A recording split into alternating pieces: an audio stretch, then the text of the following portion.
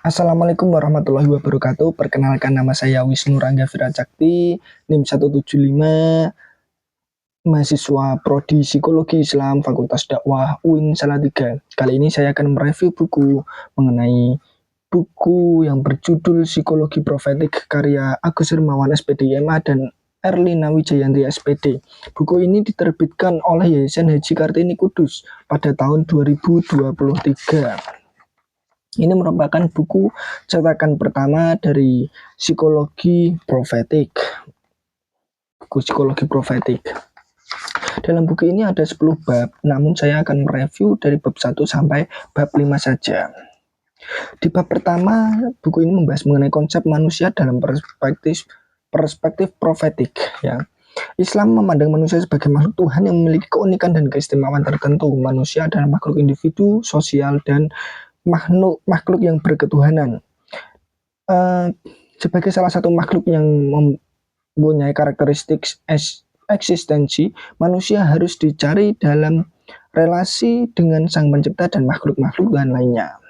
Di sini terdapat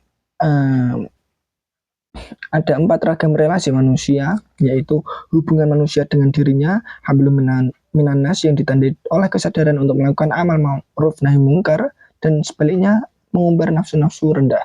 Yang kedua, ada hubungan antar manusia hablum minannas dengan usaha membina silaturahmi atau memutuskan.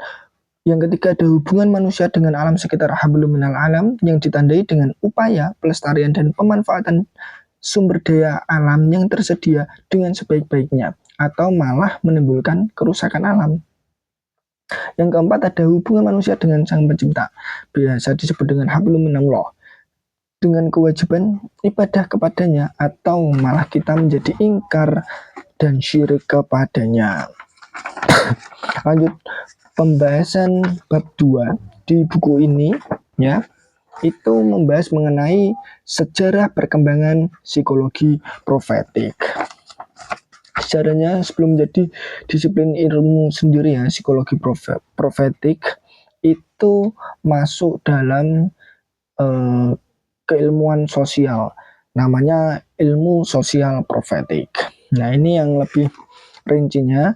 Dulu itu namanya ada psikologi agama. Psikologi agama ini pada tahun 1906 ditandai adanya buku pada tahun 1965 karya dari Prof. Dr. Haji Aulia yang judulnya Agama dan Kesehatan Badan atau Jiwa. Kemudian momentum puncaknya menjadi nama psikologi Islam atau psikologi Islami di Indonesia ini pada tahun 1994.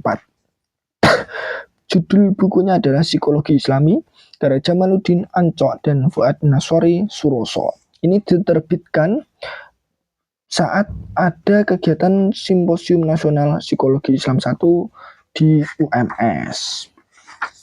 Tuh. Kemudian lanjut lagi pembahasan bab 3-nya, ya. Bab 3 di sini membahas persamaan perbedaan psikologi profetik dengan psikologi Islam. Jadi perbedaannya adalah psikologi profetik lebih kepada Nabi yang menjadi uswah hasanah atau topik utama pada ilmu ini, dan tentunya juga sebagai supermodel untuk siapa saja yang mengharap perjumpaan dengan Allah dan hari akhir. Sedangkan psikologi Islam itu lebih ke tingkah laku manusia dalam berhubungan dengan alam, manusia dengan Tuhannya, yang berdasarkan dengan konsep ajaran Islam, yaitu Al-Quran dan Hadis. Kemudian persamaan dari psikologi profetik dan psikologi Islam adalah sama-sama mempelajari dan membahas tentang eksistensi jiwa, tingkatan jiwa, gelar jiwa, dan makom jiwa, termasuk membahas apa itu al-aqlu, al-nafs, al-qalbu, ar-ruh, dan lain-lain sebagainya. Kemudian kita masuk lagi, ya, lanjut ke bab 4-nya. Bab 4 di sini membahas mengenai peluang dan tantangan psikologi profetik. Yang menjadi peluang dalam psikologi profetik ini adalah dalam upayanya untuk melakukan saintifikasi keislaman di bidang kejiwaan. Kiranya akan lebih memiliki peluang yang lebih besar untuk bisa sukses di pentas sejarah. Jelas, psikologi profetik tadi acuannya adalah kenabian. Dan kita lihat kecerdasan yang dimiliki kenabian itu ada kecerdasan berjuang, rohani, kecerdasan emosional, dan kecerdasan berpikir. Kualitas kenabian seperti inilah yang kiranya memiliki peluang untuk digunakan sebagai kacamata dalam melihat realitas yang berlaku di masyarakat saat ini. Kemudian tantangan psikologi profetik di era globalisasi.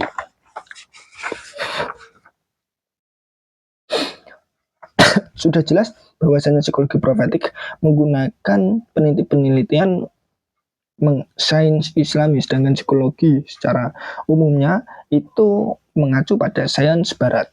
Nah, di sini tantangannya adalah sains Islam itu tidak dapat dilepaskan dari pandangan dunia Islam. Hal itu berakar mendalam pada ilmu pengetahuan berdasar pada keesaan Allah atau tauhid dan pandangan tentang alam semesta yang dikendalikan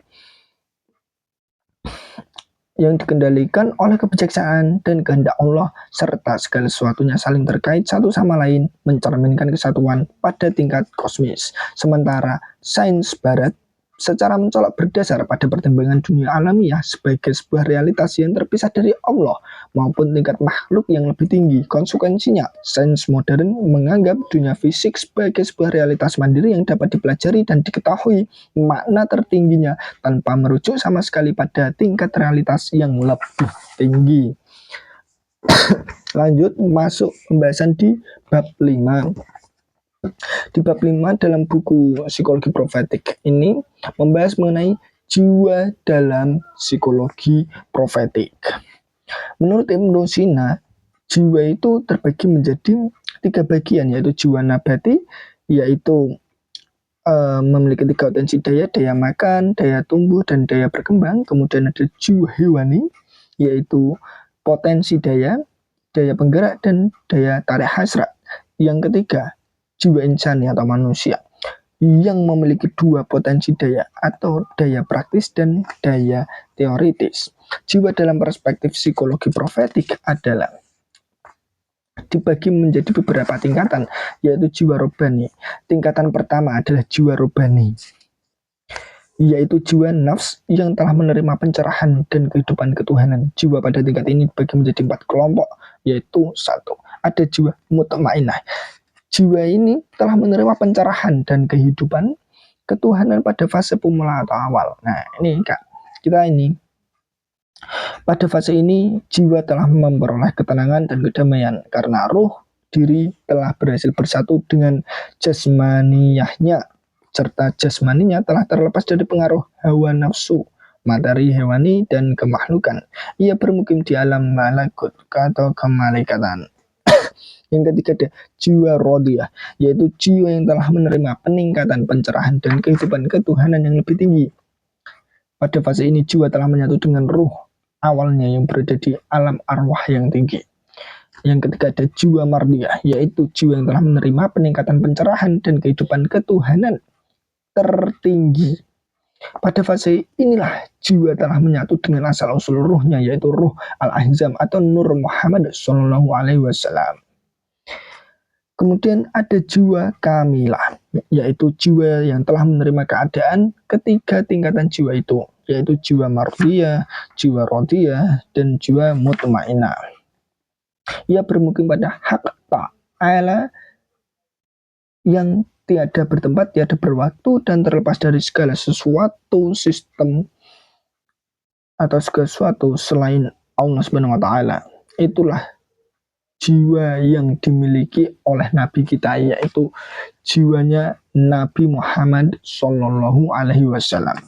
Yang selanjutnya ada jiwa insani, yaitu jiwa yang berada di antara jiwa robani dan jiwa hewani.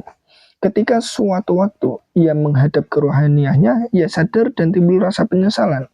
Dan di lain waktu ia lebih condong kepada jasmaniahnya. Ia melakukan pengingkaran dan kedurhakaan dengan mengikuti tuntunan untuk memenuhi kebutuhan jasmaniahnya yang lebih bersifat materialistik dan kemahlukan. Kemudian yang terakhir ada jiwa hewani. Jiwa hewani yaitu jiwa yang sejalan dengan watak manusia yang selalu mengajak hati mereka kepada perbuatan syahwat dan kesenangan jiwa. Kesenangan saja ya. Jiwa ini merupakan pangkal kejahatan dan menjadikan jasad sebagai pohon dari semua sifat yang keji dan perilaku tercela dengan mengajak kepada pekerjaan yang jahat serta meninggalkan perbuatan yang baik. Jiwa hewani ini biasa disebut dengan nafsu amarah, bisu.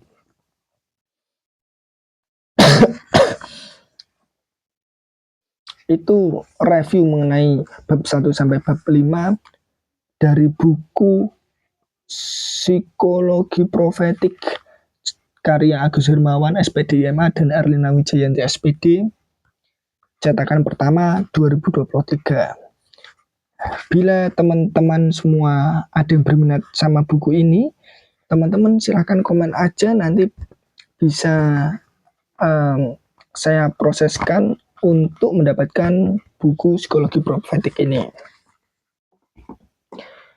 Bila ada salahnya mohon maaf. Wabillahi taufiq walhidayah. Wassalamualaikum warahmatullahi wabarakatuh. Terima kasih.